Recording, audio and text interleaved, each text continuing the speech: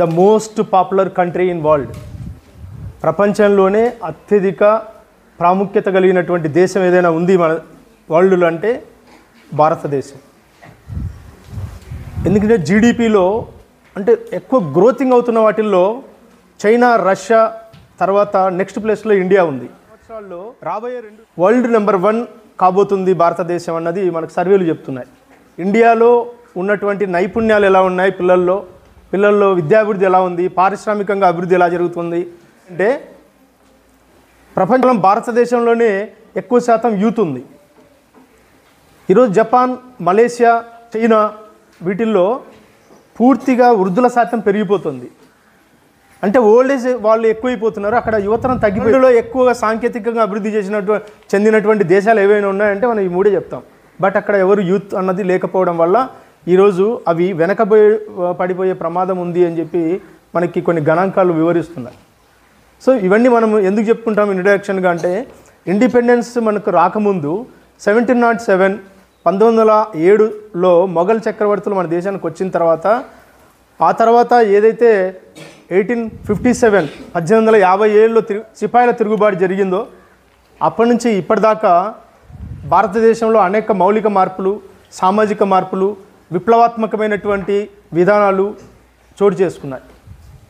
రాజ్యాంగబద్ధమైన ప్రణాళికలతో, నిర్దిష్టమైనటువంటి హామీలతో ప్రభుత్వాలు ఇప్పుడు మన దేశాన్ని పరిపాలిస్తున్నటువంటి ప్రభుత్వాలు ఏవైతే ఉన్నాయో అవి రాజ్యాంగబద్ధంగా నడుస్తున్నాయంటే దాని వెనక ప్రజాస్వామ్యం అన్నది ఒక బేస్ లాంటిది, అంటే ప్రాథమిక పీఠం లాంటిది.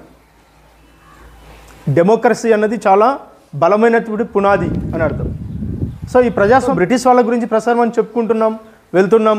ఎవరైనా అడిగితే ఇండిపెండెన్స్ అంటే ఏంటి అంటే బ్రిటిష్ వాళ్ళని మనం వెళ్ళగొట్టాం, క్విట్ ఇండియా ఉద్యమంలో మహాత్మా గాంధీ ఒక్కడే పోరాడి స్వాతంత్రం ఇచ్చామని అనుకుంటున్నాం. కానీ ఇందులో ఉద్యమాల్లో పాల్గొని బ్రిటిష్ వాళ్ళకి ఎదురొడ్డి వాళ్ళ ఉరితాళ్లకు బలైనటువంటి మహిళా ఉపాధ్యాయులు కూడా ఉన్నారు. టీచర్స్ కూడా బ్రిటిష్ ఉద్యమంలో పాల్గొన్నారు. 3 years old ఎవరైతే స్టూడెంట్స్ ఉన్నారో వాళ్ళు కూడా బ్రిటిష్ ఉద్యమానికి, బ్రిటిష్ వాళ్ళ పరిపాలనకు వ్యతిరేకంగా పోరాడుతున్నటువంటి సందర్భాలు చాలా ఉన్నాయి. వాళ్ళందరి పేర్లు చెప్తే చాలా టైం పడుతుంది.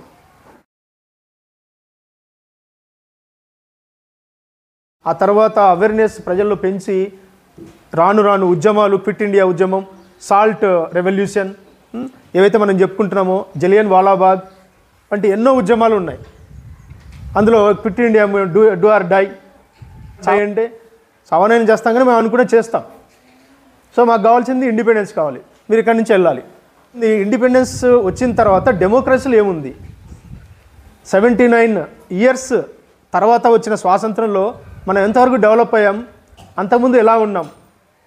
అప్పట్లో బానిసత్వంగా ఉన్నాం, ఇప్పుడు స్వేచ్ఛాయుతంగా పోరాడుతున్నాం.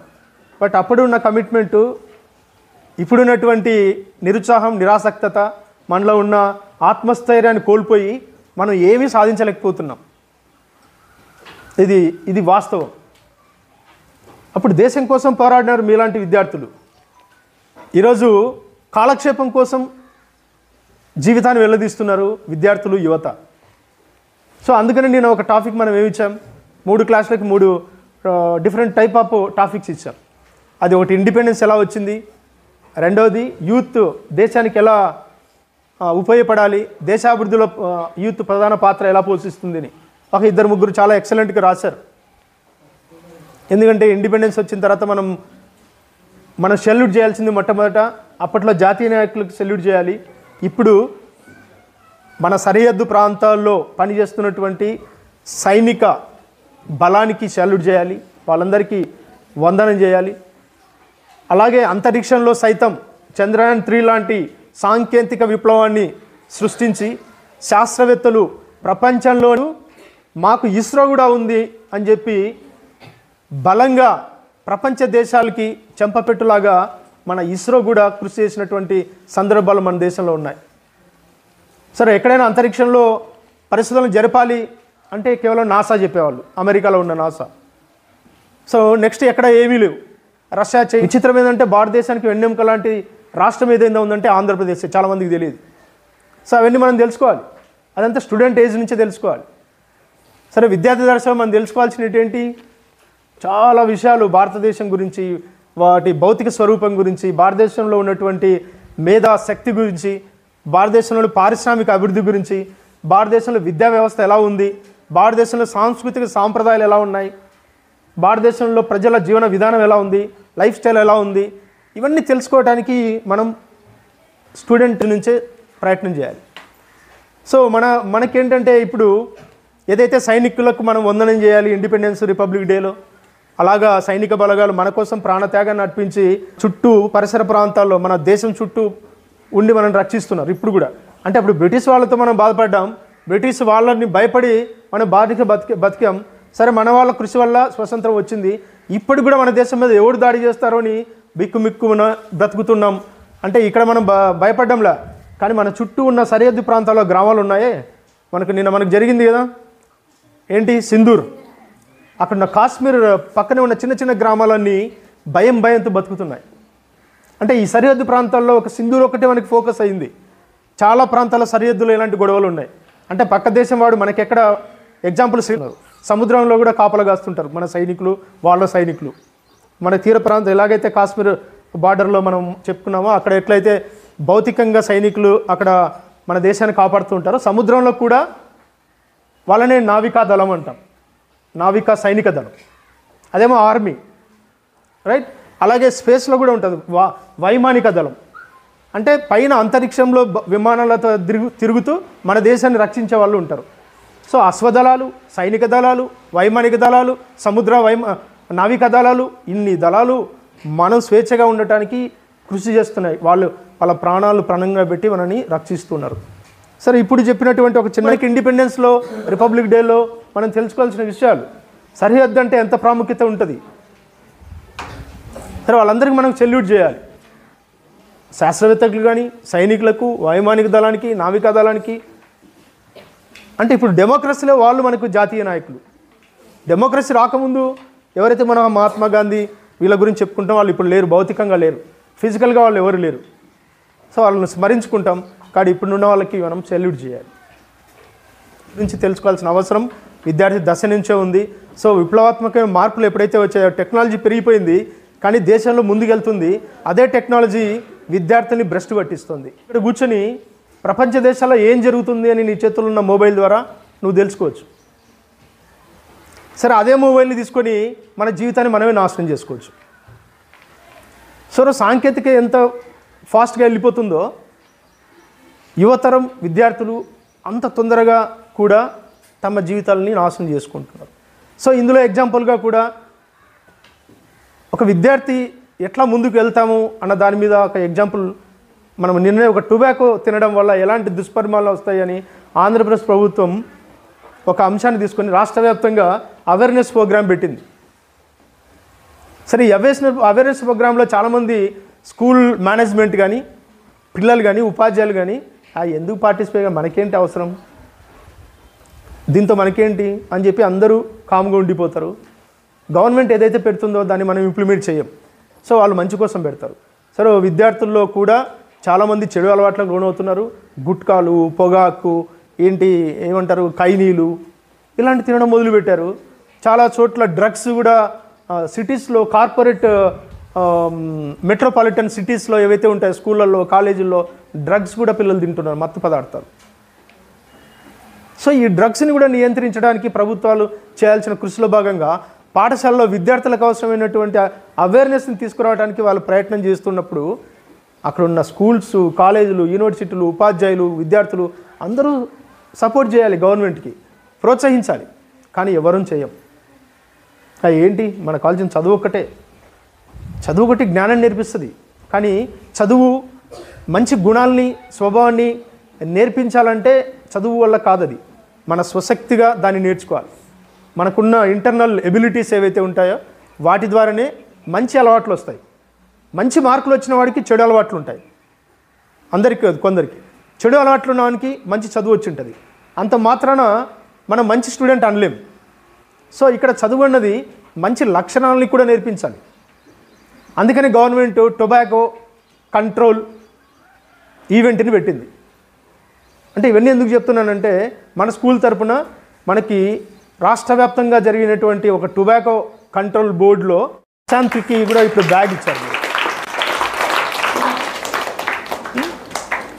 సరే మనం మాట్లాడుకుంటేప్పుడు ఒక ప్రైజ్ ఇచ్చారంటే ఏదో వాడికి ఇచ్చారు, లేకపోతే ఒక ప్రైజ్ నేను ఇచ్చాను, 1 2 3 ప్రైజులు ఇచ్చాను, ఎస్ఏ రైటింగ్ రాశారు అని అంటే అది అవ్వదు. అసలు వాళ్ళు ఏం రాశారు, అసలు ఎందుకు వీడికి ప్రైజ్ వచ్చింది, సరే వీళ్ళకి వచ్చింది కదా నేను తెచ్చుకోవాలంటే ఏం చేయాలి అని స్ఫూర్తిగా తీసుకోవడానికి ఇవన్నీ క్లాసుల్లో మనం ఇచ్చేటప్పుడు చెప్పాలి.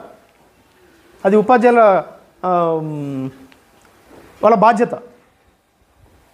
ఎందుకంటే చాలామందికి తెలియకపోయి ఉండొచ్చు. సో ఒక అవేర్నెస్ అన్నది ఎలా ఉంటుందంటే, ఇలాగ ఇంట్రెస్ట్ ఉన్నటువంటి స్టూడెంట్స్ ఎవరైతే ఉంటారో వాళ్ళు ఇదంతా సామాజిక బాధ్యత. ఇప్పుడు దీనివల్ల మన క్లాస్లో ఒక ప్రశాంత్ ఒక్కడే తెలియడం కాదు, ఇప్పుడు అక్కడున్న విద్యాధికారులకు తెలుసు వీడి పేరు.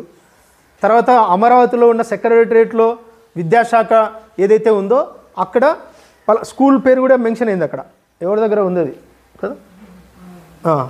అన్ని స్కూళ్ళలో, అన్ని గవర్నమెంట్ స్కూళ్ళల్లో, ప్రైవేట్ స్కూళ్ళల్లో కూడా మన మండలంలో 3 మాత్రమే గవర్నమెంట్ స్కూల్ ఉంటే ఒక ప్రైవేట్ స్కూల్ ఉంది, మనదే ఉంది, వివేకానంద విద్యావిహార్ ప్రశాంత్, సెకండ్ ప్రైజ్.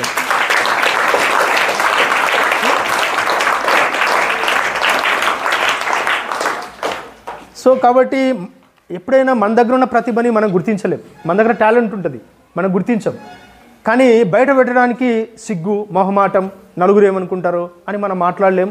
ఏదైనా రాయమంటే రాయము, అన్నీ తెలిసి ఉంటాయి మనకి. బట్ తెలిసినా నాకు అన్నీ తెలుసులే, నేనెందుకు పార్టిసిపేట్ అవ్వాలి, నేనెందుకు మాట్లాడాలి అనుకున్నప్పుడు నువ్వు ఎక్కడున్న వాళ్ళు అక్కడే ఉండిపోతాం. సో దాన్ని బయటకు తీయాలి. ఆ తీసినప్పుడు ఒక్కసారిగా మనం ఫ్లాస్ అవుతాం.